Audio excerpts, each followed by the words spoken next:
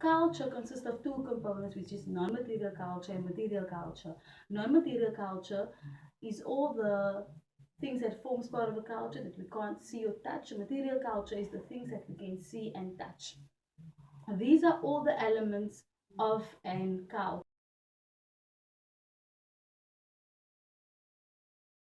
Malaysian symbols. Coat of arms was adopted in 1995. The Malaysian coat of arms features two tigers supporting a shield, which serves as representation of the Malaysian states, a crescent and 14-point star on top. The national motto, Bersekutu, Bertambah Mutu, unity is strength, in on the ribbon below. The national animal is Malayan tiger. The national bird is a rhinoceros hornbill. The national flower is the Chinese hibiscus, and the national fruit is a papaya.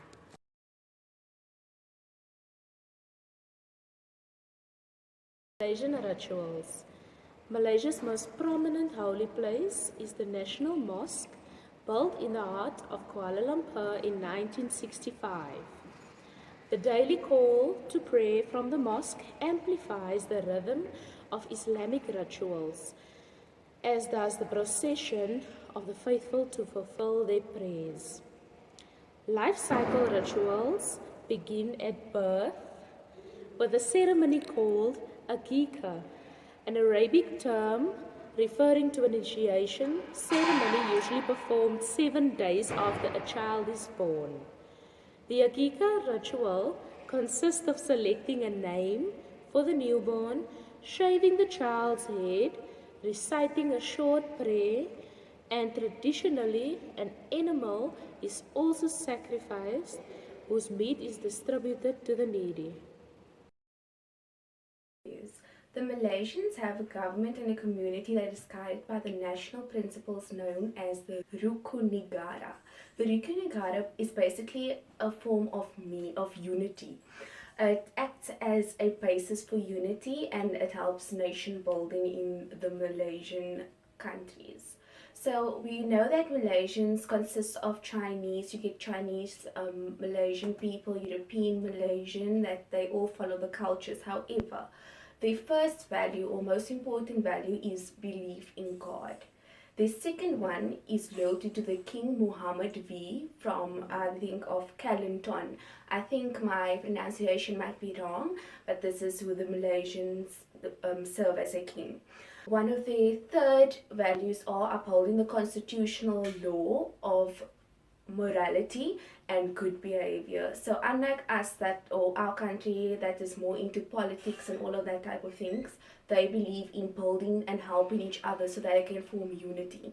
So the fourth one, which I personally love about the Malaysians, and this is one of the utmost or one of the greatest values ever, is respect for one another. No matter which culture you are following or from which country you are, but you are still following like the Malaysian culture, you still have to have respect for the Malaysian, for like if you are in the country and as a unity to like build as a nation. Then with these values, they aim to live a liberal life with their cultures, and that is what Malaysian values are about. Thank you. Although English is popularly spoken in Malaysia, the official language is Bahasa Melayu. This language is also spoken in Indonesia and Singapore. Other languages spoken in the Malaysian culture, mostly by Indians, include Tamil, Punjabi, and Hindi.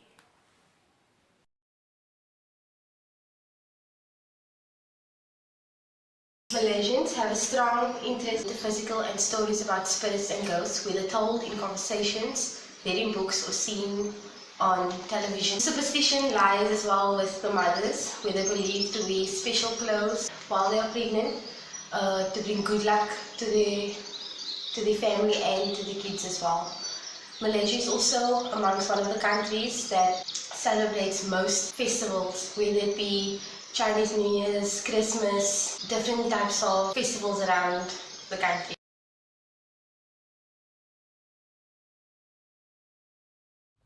The Malay Muslim community have made a strong input towards religion and culture in South Africa.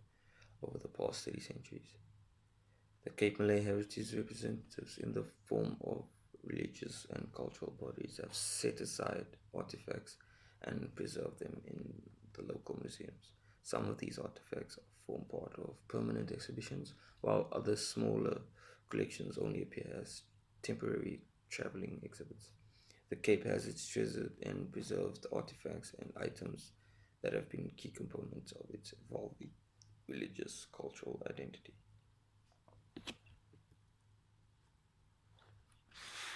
Cape Malay architecture and cultural design of housing in central Cape Town form as heritage monuments. Pottery designs and iron castings of the Malay used for meal preparations in the early 19th century, and Cape Malay headgear worn by the males as tradition, creative network and hand stitching goes into the making of these headgear, and each one handcrafted and worn